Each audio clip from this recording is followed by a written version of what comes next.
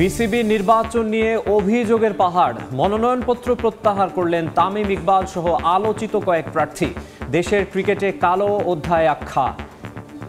End of the day আমার কাছে মনে হয় যে এই নোংরামির সাথে আমরা কোনো দিক থেকে কোনোভাবে পাট রাখতে পারবো না। এই ইলেকশন বাংলাদেশ ক্রিকেট বোর্ডের জন্য একটা কালো দাগ হয়ে গেল। কাল শারজায় প্রথম টি-20তে আফগানিস্তানের চ্যালেঞ্জ নেবে বাংলাদেশ। স্বপ্নবাজ টাইগাররা এশিয়া কাপের পারফরম্যান্সের জন্য সমর্থকদের কাছে ক্ষমা চেয়ে পোস্ট লিটন দাসের। এবং বৃষ্টি আর বজ্রপাতে ভণ্ডুল ফুটবল দলের অনুশীলন। স্টেডিয়ামে গিয়েও ফেরত গেলেন জামাল জায়ানরা। হংকংকে হারিয়ে এশিয়া কাপে কোয়ালিফাই করার স্বপ্নে বুঁদ ফুটবলাররা।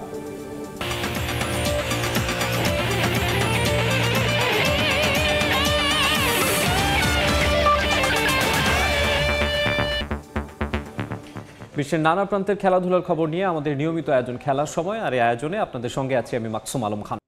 শুরুতে ক্রিকেট প্রসঙ্গ। আবারও বিতর্কিত ক্রিকেট বোর্ড নির্বাচন।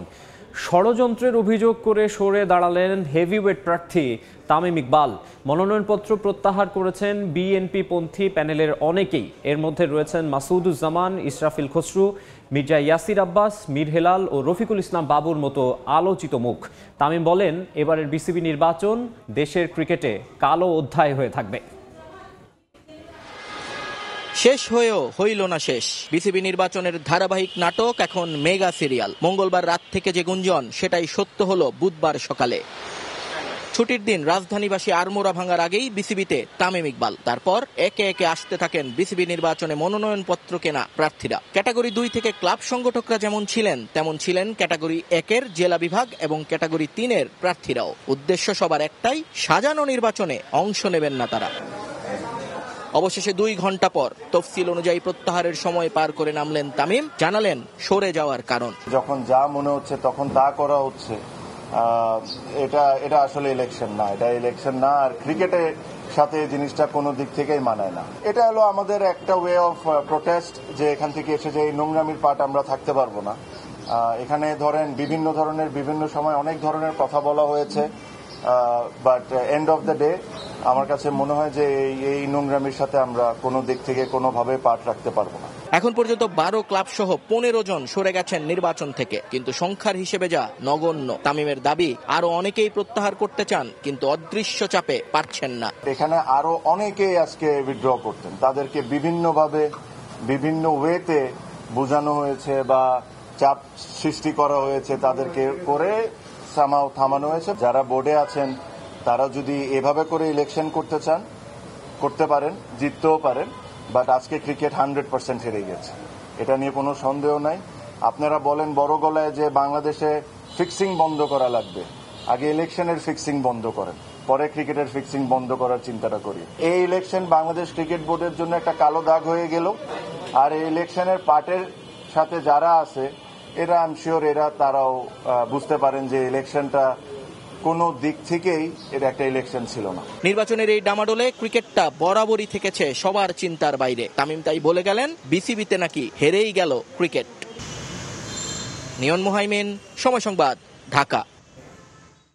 বিস্তারিত জানাতে এই মুহূর্তে মিরপুরে আছেন সহকর্মী নিয়ন মুহাইমিন, সরাসরি যোগ দিচ্ছি তার সঙ্গে। নিয়ন, জমে উঠেছে বিসিবির নির্বাচন। এতদিন ঢাক ঢাক ডোরগোর ছিল, এবার সবকিছু আসলে প্রকাশ্য হয়ে গেল। এতদিন সবাই বলছিল যে সরকারের একটা হস্তক্ষেপ রয়েছে, একটা অদৃশ্য চাপ রয়েছে। সেই চাপ এবং হস্তক্ষেপের পরও বারবার সমঝোতার জন্য চেষ্টা করা হয়েছিল। সেটা ক্লাব ক্যাটাগরি থেকে সংগঠক যারা ছিলেন, জেলা বিভাগ থেকে যারা ছিলেন, প্রত্যেকেই নিজের নিজের জায়গা থেকে চেষ্টা করেছেন। গতকাল রাত পর্যন্ত আসলে দফায় দফায় বৈঠক হয়েছে। সেটা ক্লাব ক্যাটাগরির যারা ছিলেন সংগঠকরা, তাদের সঙ্গে হয়েছে, সরকারের বিভিন্ন উপদেষ্টাদের সঙ্গে হয়েছে, কিন্তু কোনো কিছুতেই আসলে শেষ পর্যন্ত কোনো সমাধান আসেনি। যার কারণে আজ সকাল থেকেই গণপ্রত্যাহারের একটা হিড়িক লেগেছিল বিসিবিতে। এই মুহূর্তে প্রত্যাহারের সময় শেষ। আমি যদি প্রত্যাহারের লিস্টটা আপনাদেরকে একটু জানিয়ে দেই। প্রত্যাহারের একদম প্রথমেই তামিম ইকবাল, তিনি ওল্ড ওয়েচেস ক্লাব থেকে কাউন্সিলর হয়েছিলেন এবং প্রার্থীও হয়েছিলেন। রফিকুল ইসলাম বাবু ইন্দিরা ক্রীড়া চক্র, মাসুদুজ্জামান মোহামেডান ক্লাব থেকে হয়েছিলেন, Sayeed Ibrahim Ahmed fair fighters club থেকে হয়েছিলেন, মীর হেলাল তিনি চট্টগ্রাম জেলা এবং বিভাগ থেকে কিন্তু প্রার্থী হয়েছিলেন, সৈয়দ বুরহান হোসেন পাপ্পু তেজগাঁও ক্রিকেট একাডেমি থেকে তিনি প্রার্থী হয়েছিলেন, ইসরাফিল খসরু এক্সিউম ক্রিকেটার, সাব্বির আহমেদ রুবেল প্রগতি সেবা সংঘ, তৌহিদ তারেক তিনি পাবনা জেলা ক্রীড়া সংস্থা থেকে এসেছিলেন, আসিফ রব্বানী সিরাজ তিনি শাইনপুকুর ক্রিকেট ক্লাব থেকে প্রার্থী হয়েছিলেন। সিরাজউদ্দিন মোহাম্মদ আলমগীর ক্যাটাগরি 3, তিনি চট্টগ্রাম বিশ্ববিদ্যালয় থেকে কাউন্সিলর হয়েছিলেন এবং প্রার্থী হয়েছিলেন। ইয়াসির আব্বাস আজাদ স্পোর্টিং, ফাহিম সিনহা সূর্য তরুণ club, Saiful Islam সপু Gopibagh friends club এবং ওমর শরীফ মোহাম্মদ ইমরান বাংলাদেশ বয়েজ ক্লাবসের পক্ষ থেকে প্রার্থী হয়েছিলেন। এই 15 জন অর্থাৎ 12টি ক্লাব, 2টি জেলা এবং বিভাগ এবং একটি ক্যাটাগরি 3 থেকে আসলে এখন পর্যন্ত 15 জন ক্লাব নির্বাচন থেকে সরে দাঁড়ালো। এই নির্বাচন থেকে সরে দাঁড়ানো নিয়ে অনেক প্রশ্ন ছিল, তামিম ইকবালের কাছে জানতে চাওয়া হয়েছিল এটা কি খুব বেশি এফেক্টিভ হবে কিনা, কারণ আমরা জানি ক্লাব যে ক্যাটাগরি আছে সেখান থেকে 30 জনের মনোনয়ন বৈধ হয়েছিল, সেখান থেকে তারা 12 জন সরে যাওয়ার পরেও 18 জন রয়ে গেল, অর্থাৎ নির্বাচন হতে কিন্তু কোনো বাধা থাকলো না। সেই জায়গাটা থেকে তামিম যেটা জানিয়েছেন যে আরো অনেকেই প্রত্যাহার করতে চাইছেন এবং তাদের সঙ্গে সম্মতি দিয়েছেন, কিন্তু একই কথা আবারও বলছেন, অদৃশ্য চাপ এবং ভয়ের কারণে তারা আসলে বিসিবিতে আসতে পারেননি এবং মাত্র যে 2 ঘন্টার সময়, সেই সময়টার মধ্যে তারা যেহেতু উপস্থিত হতে পারেননি তাই প্রত্যাহার করতে পারেননি। বিশেষ করে বলতে হয় বসুন্ধরা গ্রুপ বাংলাদেশের একটি বড় প্রতিষ্ঠান, তাদের অধীনে অনেকগুলো ক্লাব রয়েছে, তাদের 4 জন পরিচালক পদপ্রার্থী রয়েছিলেন, তারা 4 জন এখানে নির্বাচনের জন্য প্রার্থিতা দিয়েছিলেন, তাদের কেউই কিন্তু প্রার্থিতা উঠিয়ে নেননি, অর্থাৎ তাদের ক্লাবগুলো কিন্তু শেষ পর্যন্ত টিকে রইল। উত্তরা ক্লাবের পক্ষ থেকেও আমরা যতটুকু জানি তিনিও রয়ে গেছেন, অর্থাৎ শেষ পর্যন্ত তামিম এবং তাদের সমমনা একেবারে পরিষ্কার করে যদি বলি, বিএনপি সমর্থিত যে ক্লাবগুলো রয়েছে তারাই আসলে সরে গেল এবং তাদের বাইরে তারা যাদের সঙ্গে সমঝোতা করেছিলেন এবং নিজেদের আওতাধীন এনেছিলেন এবং নিজেরা একটা প্যানেল করবার চেষ্টা করেছিলেন, সেখানে যারা রয়েছেন তাদের অনেকেই কিন্তু শেষ পর্যন্ত রয়ে গেলেন। যদিও তামিমের পক্ষ থেকে দাবি করা হয়েছে সেটাও আসলে তারা থাকতে চাচ্ছেন না, তাদেরকে চাপ দিয়ে, সেই চাপটা কার পক্ষ থেকে দেওয়া হয়েছে সেটা যখন জানতে চাওয়া হয়েছে তখন ইসরাফিল খসরু, তামিম ইকবাল এবং রফিকুল ইসলাম বাবু তারা আসলে প্রত্যেকে একটাই কথা বলেছেন যে চাপটা আসলে সরকারের একটি গোষ্ঠী, একটি অদৃশ্য চাপ, যেটা উপরমহল থেকে বারবার তাদের উপর দেওয়া হচ্ছে। প্রশ্ন ছিল যে বিসিবিতে প্রথম থেকেই, নির্বাচনের প্রথম দিন থেকেই তামিম ইকবাল বলছিলেন যে এখানে একটা নোংরামি হওয়ার সুযোগ রয়েছে, সেই সুযোগ কেন তারা এখানে অংশ নিচ্ছেন, কারণ তারা আরো আগে আসলে সরে যাওয়া উচিত ছিল, কিন্তু এরা বারবারই বলছিলেন যে তারা চেষ্টা করেছেন, শেষ পর্যন্ত আসলে তারা চেষ্টা করেছেন যে নির্বাচনটা যেন হয়। এখনো আমরা দেখতে পাচ্ছি একজন প্রার্থী তিনি কিন্তু উপরে এসেছিলেন এবং তিনি এখন বের হয়ে চলে যাচ্ছেন। তিনি বিএনপি নেতা মির্জা আব্বাসের পুত্র মির্জা ইয়াসির আব্বাস, তিনি কাউন্সিলর ছিলেন। স্ক্র্যাচ হাতে আপনারা যাকে দেখছেন তিনি ওমর শরীফ মোহাম্মদ ইমরান, গাড়িতে উঠে গেলেন আসিফ শরীফ যিনি শাইনপুকুরের ছিলেন, এবং এই মুহূর্তে ইয়াসির আব্বাস এবং ওমর শরীফ মোহাম্মদ ইমরান তারা চলে যাচ্ছেন। তারা হয়তোবা গণমাধ্যমের সঙ্গে কথা বলবার জন্য যাচ্ছেন, যদি তারা কথা বলেন তাহলে আমরা চেষ্টা করব তাদের সঙ্গে কথা বলবার।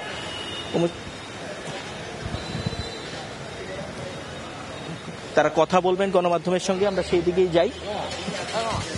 তারা 2 জন প্রার্থী আছেন সেখানে, তারা দুজনেই আসলে আজকে কিছুক্ষণ আগে এখানে প্রার্থিতা প্রত্যাহার করে নিয়েছেন।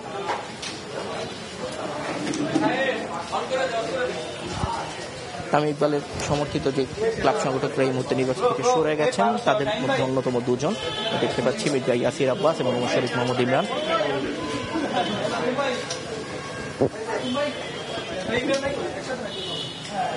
আমরা আমাদের মাইক্রোফোনটা দিয়ে দিচ্ছি, মির্জা ইয়াসির আব্বাসের কথা শুনবো।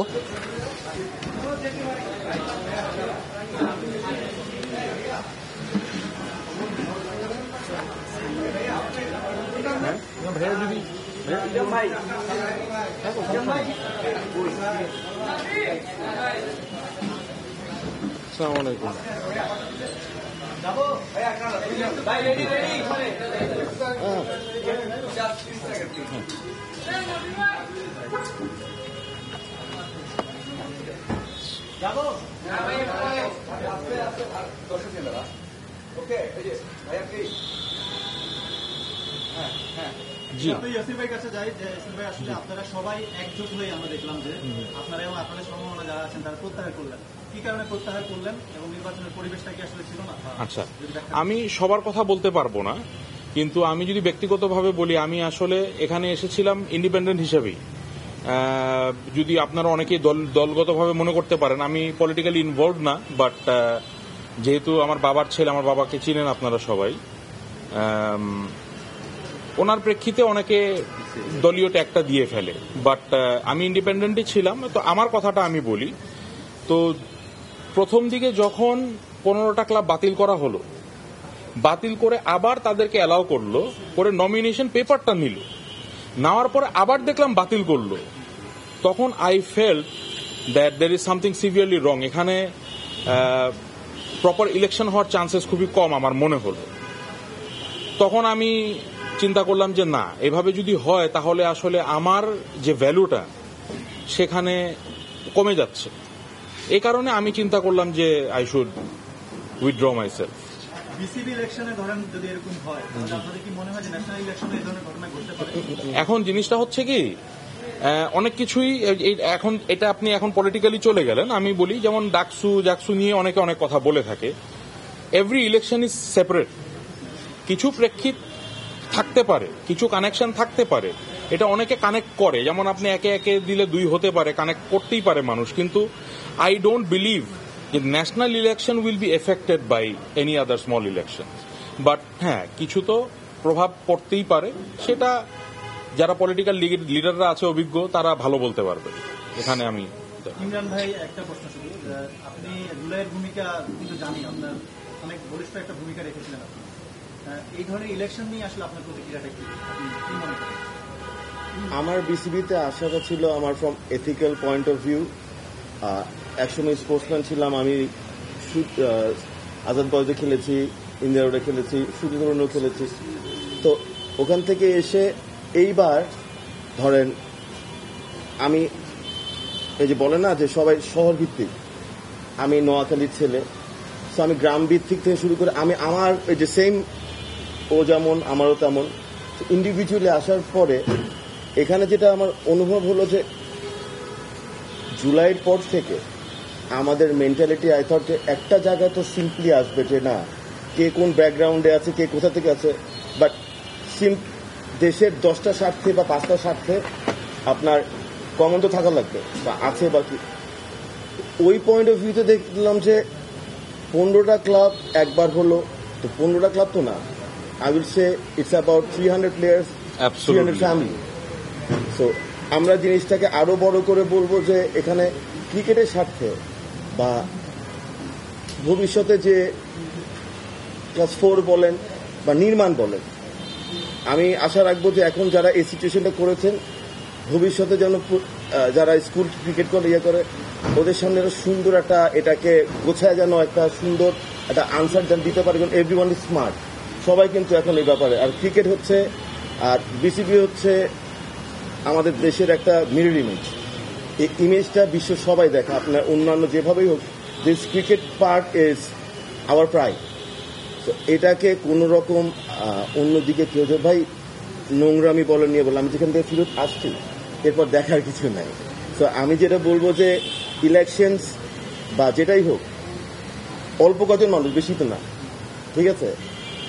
আমার বেগমগঞ্জ আমার এলাকার মধ্যে 4.5 লাখ ভোটার। তো এখানে আপনার টোটাল ভোটার বলে নিয়ে বলে সবাই তো সবার সাথে একে অপরকে সবাই চিনে। তো সবকিছু নমিনাল ওয়েতে মানে কথাবার্তা বললেই হতো, এর বাইরে কিন্তু কিছুই না। আপনাদের সামনেও যেমন আছে, আপনারাও দেখছেন, আপনারা যেমন সবার একটা সিভিক সেন্স আছে, কমন সেন্স আছে, ওখান থেকে যেটা ভিতরে আছে ওটা যেন সামনে থাকে এবং প্র্যাকটিসটা যেন আমরা সবার একটা বছর বা একটা ইয়ার জন্য for the betterment of the cricket, for the betterment of the country, Bangladesh সবার আগে, এই একটা ভূমিকা যেন সবাই থাকতে পারে। এটা হচ্ছে কথা। আর এই জন্যই মনে হয় না যে ইনশাল্লাহ হোপিং ফর দ্য বেস্ট, ইনশাল্লাহ আমরা কিন্তু আবার আছি, আমরা কিন্তু হাল ছাড়বো না। আমাদের তো এই ব্যাপারে একটা ইয়ে আছে, টান আছে। আপনারা যে ফার্স্ট টাইম বলে আসলে নির্বাচন, এটা বলা যায় যে 5ই আগস্ট একটা বিপ্লবের পর একটা পরিবেশ তৈরি হয়েছিল বলে আপনারা এখানে আসতে পারেন। লাস্ট যে 3টা ইলেকশন হয়েছে, আমি যদি আওয়ামী লীগের কথাই বলি, দেখা গেছে সেখানে ওয়ান সিটি ইলেকশন হতো, প্রতিপক্ষে কেউ থাকতো না, সেটা পাওয়ার এক্সেসের করেই হোক আর যেভাবেই হোক। এখন যখন আপনি যে 5ই আগস্টে সবাই সব জায়গায় চাচ্ছিল যে সব জায়গায় স্বচ্ছ থাকবে, ফ্রি চাকরি থাকবে, কিন্তু আপনারা এসে প্রত্যাহার করে নিলেন, তার মানে সেই পরিবেশটা নাই। এখন অনেকে বলতেছে নোংরামি শব্দটা পর্যন্ত ব্যবহৃত হচ্ছে। তো 5ই আগস্টের পর ক্রিকেট যেখানে বাংলাদেশের আবেগের জায়গা, মর্যাদার জায়গা, এই শব্দগুলি ইউজ করা বা 5ই আগস্টের পর এরকম একটা পরিবেশ, এটা কি আপনারা কিভাবে বের করবেন? এটা হতাশাজনক। It's heart breaking. আমাদের যে কোনো জিনিসের যদি আমরা রিফর্ম বলে, রিস্ট্রাকচারিং বলে, এখন যারা আছেন বিজ্ঞ সবাই, এক্স ক্রিকেটার থেকে শুরু করে সবাই সম্মানজনক জায়গায় আছেন, আমরা দেখে বড় হয়েছে। 5টা বেসিক এলিমেন্ট ধরি, যে 5টা বেসিক আপনাদের সামনেই আসুক, যে স্ট্রাকচারিং কিভাবে হবে, জবাবদিহিতা কিভাবে হবে, কাজকর্ম কিভাবে চলবে এবং কে কাকে রিপোর্ট করবেন এবং এটার মনিটরিং অ্যান্ড ফিডব্যাক। এই বেসিক জিনিসগুলো যখন একটা ইয়াতে আসবে, আপনার অডিট কমিটি আছে, দেখলাম অনেক কিছু আছে। আমার যদি বেসিকলি বলি, আমার বেগমগঞ্জ উপজেলায় 16টা ইউনিয়ন। আমার খুব হচ্ছে 16টা ইউনিয়নে অনেক খালি জায়গা আছে, 16টা মাঠ করা। এটা আমি করবো না, সামাজিক অনেক প্রতিষ্ঠান আছে, বাট একটা উদ্যোগের দরকার আছে। ইউনিয়ন ভার্সেস ইউনিয়ন খেলবে ভাই, বাট বিকজ কারো না কারো কোনো না কোনোভাবে বিজি রাখতে হবে। কেউ যেন অ্যাটলিস্ট বিকালবেলা পড়াশোনার পরে যেন একটা জায়গা পায়, আগে তো পায় না। ওই জিনিসগুলো যেন অ্যাটলিস্ট বিসিবি বা অ্যাটেন্টিভ একটা রুলসের মধ্যে যদি আসে বা প্র্যাকটিসের মধ্যে আসে, তাহলে জিনিসগুলো যেন থ্রু আউট কাজ হয়। সো আমার যেমন একটা thoughts I would have definitely একটা প্রেজেন্ট দিতাম, ইয়া করতাম। তো এইভাবে আস্তে আস্তে যার যেটার ব্যাপারে পারদর্শী সে সেই জায়গায় যেন কন্ট্রিবিউট হয়, এবং আমাদের এখানে এক থাকা এক হওয়া খুবই জরুরি। মানে এটা তো এমনি হওয়ার কথা ছিল। বিসিবি নির্বাচন থেকে সরে দাঁড়ানোর বিষয়ে ব্যাখ্যা দিচ্ছিলেন মির্জা ইয়াসির আব্বাস সহ অন্যান্য প্রার্থী এবং কাউন্সিলররা। আমরা এতক্ষণ সরাসরি ছিলাম মিরপুর শেরেবাংলা জাতীয় ক্রিকেট স্টেডিয়ামে, এবং এর আগে আমাদের সহকর্মী নিয়ন মোহাইমিনের বিস্তারিত জানানোর চেষ্টা করছিলেন। এবং এ বিষয়ে আরও বিস্তারিত জানতে আপনারা চোখ রাখুন খেলার সময়ের ডিজিটাল প্ল্যাটফর্মে। খেলার সময় আরও থাকছে। এশিয়া কাপে ভরাডুবির পর কঠিন সিদ্ধান্ত পিসিবির, স্থগিত করা হলো ক্রিকেটারদের দেশের বাইরের লিগে খেলার এনওসি। বিপাকে বাবর রিজওয়ানরা। চ্যাম্পিয়ন্স লিগের হাই ভোল্টেজ ম্যাচে রাতে উত্তাপ ছড়াচ্ছে বার্সেলোনা পিএসজি। লামিন ইয়ামালের ফেরায় এই ম্যাচে প্যারিসিয়ানদের বিপক্ষে জয় নিয়ে আশাবাদী হ্যান্সি ফ্লিক। পিএসজির বিপক্ষে তিক্ত স্মৃতি জয়ে রাঙাতে চায় কাতালানরা। অন্যদিকে নিজের সাবেক ক্লাবের বিপক্ষে ম্যাচ নিয়ে রোমাঞ্চিত লুই এনরিকে। দল নিয়ে আত্মবিশ্বাসী তিনি। ম্যাচ শুরু হবে রাত 1টায়। চ্যাম্পিয়ন্স লিগে আজ রাতে রোমাঞ্চকর এক ম্যাচ। সমর্থকদের তাড়া থাকবে কাজ শেষে দ্রুত বাড়ি ফেরার। সাম্প্রতিক সময়ে বার্সেলোনা পিএসজি দু দলের লড়াই মানেই বাড়তি উন্মাদনা। এবার চ্যাম্পিয়ন্স লিগে নিজেদের দ্বিতীয় ম্যাচে সে উত্তাপ টের পাচ্ছেন সমর্থকরা। নিউক্যাসলের বিপক্ষে রাশফোর্ড নৈপুণ্যে জয় দিয়ে এবার চ্যাম্পিয়ন্স লিগ শুরু করেছে বার্সেলোনা। এবার তাদের সামনে দ্বিতীয় ম্যাচেই প্রতিপক্ষ চ্যাম্পিয়ন পিএসজি। গুরুত্বপূর্ণ ম্যাচের আগে একাধিক ফুটবলারের ইনজুরিতে চিন্তায় বার্সেলোনা কোচ। গোলপোস্টের নিচে হুয়ান গার্সিয়াকে না পাওয়া কাতালানদের জন্য বড় ধাক্কা। এছাড়া ফরওয়ার্ড রাফিনিয়াও পড়েছেন নতুন করে ইনজুরিতে। দীর্ঘদিনের জন্য আগে থেকেই দলের বাইরে আছেন গাভি। তবে শত আক্ষেপের মাঝেও লামিনে ইয়ামাল ফেরায় বুক ভরে নিঃশ্বাস নিতে পারছেন হ্যান্সি ফ্লিক। যদিও ইয়ামাল ফিরলেও ম্যাচের আগে নতুন করে দ্বন্দ্বে জড়িয়ে পড়েছে বার্সেলোনা ও রয়্যাল স্প্যানিশ ফুটবল ফেডারেশন। সবশেষ আন্তর্জাতিক ম্যাচের বিরতিতে ব্যথানাশক ওষুধ দিয়ে ইয়ামালকে খেলায় স্পেন। তাই সামনে জর্জিয়া ও বুলগেরিয়া ম্যাচে তাকে স্পেন দলের জন্য ছাড়বে না বলে সাফ জানিয়ে দিয়েছে বার্সেলোনা কর্তৃপক্ষ। কাতালানদের অভিযোগ, এ কারণেই ইনজুরিতে পড়ে লিগে গত কয়েক ম্যাচে পারফর্ম করতে পারেননি এই উইঙ্গার। তবে দুপক্ষেই সমঝোতায় পৌঁছে সমস্যার সমাধান করে ফেলবে এমনটাই আশা সমর্থকদের। পিএসজির বিপক্ষে হাই ভোল্টেজ ম্যাচে জয়ের দিকে মনোযোগ দিতে চান হ্যান্সি ফ্লিক। লামিন ইয়ামাল ফেরা মানেই স্বস্তি। দলের মাঝে ভালো খেলার অনুপ্রেরণা বেড়ে যায় কয়েক গুণ। পিএসজির বিপক্ষে এই ম্যাচ আমাদের জন্য মর্যাদার। সবশেষ ম্যাচে আমরা ওদের হারাতে পারিনি। অনেক কিছুর জবাব দেওয়ার আছে আমাদের, মাঠে সেটা দিতে চাই আমরা। পিএসজিকে নিয়ে সতর্ক থাকতে হবে সবার। প্রতিপক্ষ পিএসজি চ্যাম্পিয়ন্স লিগ অভিযানে আটালান্টাকে 4-0 গোলে বিধ্বস্ত করেছে। দ্বিতীয় ম্যাচে বার্সেলোনার বিপক্ষে জয় চায় প্যারিসিয়ানরা। নিজের সাবেক ক্লাব, পুরনো কিছু মুখ, কোচ লুই এনরিকের জন্য তাই ম্যাচটা বিশেষ গুরুত্বপূর্ণ। জয় পরাজয় ছাপিয়ে তাই বার্সেলোনার ম্যাচ নিয়ে আবেগ আপ্লুত তিনি। বার্সেলোনা আমার ভালোবাসা। আমি এই ম্যাচ নিয়ে রোমাঞ্চিত। তবে মাঠে লড়াইয়ে আমাকে পেশাদার হতে হবে। আশা করছি শেষে আমাদেরই জয় হবে, কারণ বর্তমান দলটা আত্মবিশ্বাসের তুঙ্গে আছে। যে কোনো প্রতিপক্ষের জন্যই ওরা প্রস্তুত। ইনজুরির কথাও মাথায় রাখতে হচ্ছে এনরিককে। বার্সেলোনার বিপক্ষে খেলতে পারবেন না অধিনায়ক মার্কিনিওস, ব্যালন ডিওর জয়ী ওসমান দেমবেলে ও খিচা কাভারেস্কাইয়া। তবে নুনো মেন্ডেস, আশরাফ হাকিমিরা সে শূন্যতা পূরণে মুখে আছেন। গত বছর 16 এপ্রিল দুদলের সবশেষ দেখায় 4-1 গোলে পিএসজির কাছে হেরেছিল বার্সেলোনা। সে ক্ষত এখনো কাটা হয়ে আছে সমর্থকদের হৃদয়ে। তবে এবার সে প্রতিশোধ নিজেদের মাঠে নিতে চায় কাতালানরা, ছাড় দিতে চায় না পিএসজিও। পারভিন আক্তার, সময় সংবাদ। বৃষ্টির কারণে ভেস্তে গেল প্রথম দিনের অনুশীলন। হংকং ম্যাচ সামনে রেখে অনুশীলনের জন্য ফুটবলার স্টেডিয়ামে গেলেও প্রচণ্ড বৃষ্টি আর ভয়াবহ বজ্রপাতের কারণে মাঠ ছেড়ে উঠে যান তারা। এর আগে ম্যাচ নিয়ে লক্ষ্যের কথা জানান ফুটবলাররা। এশিয়ান কাপে কোয়ালিফাই করার যে ন্যূনতম সম্ভাবনা রয়েছে, ঘরের মাঠে হংকং চায়নাকে হারিয়ে তা বাঁচিয়ে রাখতে চান কাবরেরা শিষ্যরা। হামজা ফাহমেদুলের পর জাতীয় ফুটবলের স্পটলাইটে জায়ান আহমেদ। জাতীয় দলের প্র্যাকটিস জার্সি গায়ে চাপিয়ে অনুশীলনের প্রথম দিনটাতেও তার সঙ্গে ইতালিয়ান প্রবাসী। সকালেই ঢাকায় পা রেখেছেন ফাহমেদুল, ঘণ্টা কয়েক বিশ্রাম নিয়েই অনুশীলনে তিনি। অবশ্য প্রথম দিন ফুটবলাররা অনুশীলন করতে পেরেছেন মাত্র মিনিট 5 মাঠে নামার পরপরই শুরু হয় ভারী বৃষ্টি। এর সঙ্গে ভয়াবহ বজ্রপাত শুরু হলে নিরাপত্তার কথা ভেবে ফুটবলারদের মাঠ থেকে উঠিয়ে নেন হাভিয়ের কাবরেরা। এর আগে অবশ্য হংকং চায়না ম্যাচ নিয়ে নিজেদের লক্ষ্যের কথা শুনিয়েছেন ফুটবলাররা। কোয়ালিফাই করতে হলে আপনার এই ম্যাচটা অনেক ইম্পর্টেন্ট। আমাদের যেই কাজগুলা করতে হবে ওদের সাথে খেলতে হলে, ওগুলো আমরা এখানে প্রপারলি 100% যদি আমরা না করতে পারি তাহলে আমাদের জন্য ডিফিকাল্ট। আমরা সবাই নিজেদের দিকে ফোকাস রাখছিলাম, যেহেতু আমাদের এটা ইম্পর্টেন্ট ম্যাচ। তো আমরা এখন আমাদের যেটুকু আমাদের হাতে সময় আছে ওইটুকুতে আমাদের নিজেদেরকে ঝালিয়ে নিয়ে আমাদের বেস্টটুকু দিতে চাই। চলতি বছর জাতীয় দলে কয়েকজন প্রবাসী যুক্ত হওয়ায় ফুটবলারদের মাঝে বেড়েছে প্রতিদ্বন্দ্বিতা। বিশেষ করে বলতে গেলে মাঝে এই লড়াইটা ব্যাপক। ফাহমেদুল ফাহিম একই পজিশনে খেলায় লেফট উইং থেকে প্রথম একাদশে জায়গা পেতে সব সময় আপ টু দ্য মার্ক থাকতে হয় তাদের। সম্প্রতি লেফট ব্যাক হিসেবে জায়ান দলে ঢোকায় ছিটকেই গেছেন ইসা ফয়সাল। দলের মধ্যে তৈরি হওয়া এই লড়াই ইতিবাচক হিসেবেই দেখছেন ফুটবলাররা। একটা টিমে যত চ্যালেঞ্জ থাকবে এটা আসলে টিমের জন্য ভালো, আর এটাই মনে করি চ্যালেঞ্জটা থাকা উচিত। আর এটা আমরা পার্সোনালি নিচ্ছি না যে প্লেয়ার টিমের মধ্যে একটা পজিশনে 2টা 3টা 4টা প্লেয়ার, সো এটা আমরা ইন্ডিভিজুয়ালভাবে নিচ্ছি না, এটা টিম হিসাবে আমরা পাওয়ার হিসাবেই নিচ্ছি। খামখেয়ালিভাবে থাকার কোনো সুযোগ নেই, সবাইকে প্রমাণ করে থাকতে হবে। তো এখানে মনে করি আমি আমার নিজের সর্বোচ্চটুকু দিব, যেহেতু আমরা পরপর 2টা ম্যাচ খেলবো। তো home match is very important. তো আমরা চেষ্টা করব 2 ম্যাচই যাতে আমাদের পক্ষে থাকে। প্রায় আধা ঘন্টার ভারী বৃষ্টির পর জাতীয় স্টেডিয়ামের আউটফিল্ড ঘুরে দেখেছেন হাভিয়ের কাবরেরা। মাঠ বেশি ভারী থাকায় ফুটবলারদের আর অনুশীলনে ফেরাননি তিনি। এদিকে হংকং চায়না ম্যাচের 72 ঘন্টা আগে মোহামেডান তাদের ফুটবলার ছাড়ার ঘোষণা দিলেও সেই অবস্থান থেকে সরে এসে ক্যাম্পে খেলোয়াড় পাঠিয়েছে সাদা কালোরা। এস.এম. ইকবাল, সময় সংবাদ, ঢাকা।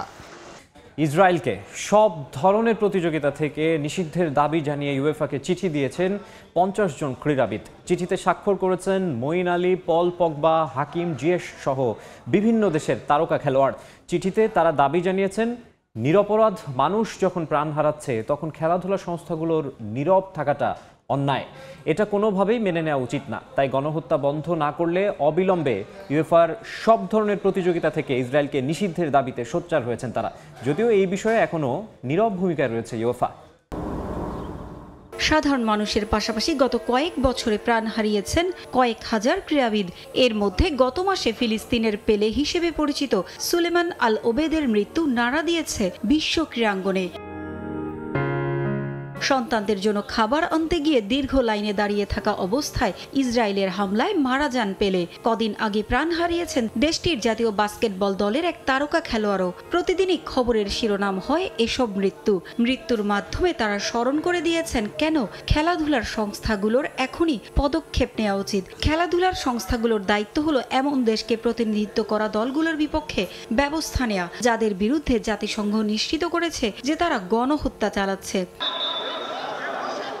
গেল কয়েক মাস ধরেই বিশ্বকাপে ইসরায়েলকে নিষিদ্ধের দাবি জানিয়ে আসছেন স্পেনের প্রধানমন্ত্রী পেদ্রো সানচেজ সহ বেশ কয়েকটি দেশ। এবার আরও জোরদার হচ্ছে সে আন্দোলন। এবার ইসরায়েলকে নিষিদ্ধের দাবিতে একজোট হয়েছেন ক্রীড়াঙ্গনের সাবেক ও বর্তমান মিলিয়ে 50 জন ক্রীড়াবিদ। তারা ইসরায়েলকে নিষিদ্ধের দাবি জানিয়ে উয়েফাকে চিঠি দিয়েছে।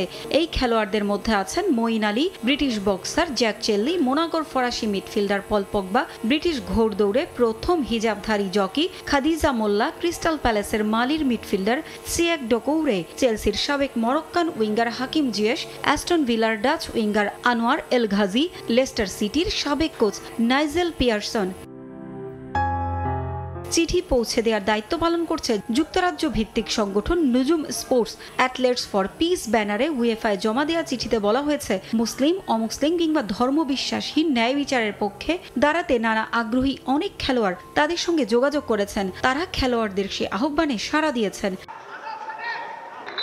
উয়েফাকে অনুরোধ জানানো হয়েছে যেন অবিলম্বে ইসরায়েলকে সব প্রতিযোগিতা থেকে নিষিদ্ধ করা হয়, যতদিন না তারা আন্তর্জাতিক আইন মেনে চলেন এবং বেসামরিক মানুষ হত্যা ও অনাহার সৃষ্টি বন্ধ করেন। চিঠিতে খেলোয়াড়রা নিজেদের ব্যক্তি জীবনের নানা অভিজ্ঞতাও তুলে ধরেন। পল পগবা, মঈন আলীরা জানান, অন্যায়ের মুখে খেলোয়াড়রা চুপ থাকতে পারেন না। নীরব থাকা মানে হলো সব মেনে নেয়া, যে কিছু মানুষের জীবন অন্যদের চেয়ে কম মূল্যবান। এটা কখনোই হতে দেয়া উচিত না। যদিও বিশ্বকাপে ইসরায়েলকে নিষিদ্ধ হতে কোনোভাবেই দিতে চান না বলে সাফ জানিয়ে দিয়েছেন মার্কিন প্রেসিডেন্ট ডোনাল্ড ট্রাম্প। তবে চলমান প্রতিবাদের মুখে কতদিন কঠোর থাকতে পারেন ট্রাম্প ও উয়েফা, সেটাই এখন দেখার বিষয়। পারভিন আক্তার, সময় সংবাদ। খেলার সময় শীর্ষ সংবাদগুলো জানিয়ে দিচ্ছে আরেকবার। আবারও বিতর্কিত ক্রিকেট বোর্ডের নির্বাচন, ষড়যন্ত্রের অভিযোগে মনোনয়ন প্রত্যাহার তামিম ইকবাল সহ হেভি ওয়েট কয়েক প্রার্থীর। দেশের ক্রিকেটের কালো অধ্যায় আখ্যা। আমার কাছে মনে হয় যে এই নোংরামির সাথে আমরা কোনো দিক থেকে কোনোভাবে পাঠ রাখতে পারবো না। এই ইলেকশন বাংলাদেশ ক্রিকেট বোর্ডের জন্য একটা কালো দাগ হয়ে গেল। কাল শারজায় প্রথম টি-20তে আফগানিস্তানের চ্যালেঞ্জ নেবে বাংলাদেশ। স্বপ্নবাজ টাইগাররা এশিয়া কাপের পারফরমেন্সের জন্য সমর্থকদের কাছে ক্ষমা চেয়ে পোস্ট লিটন দাসের।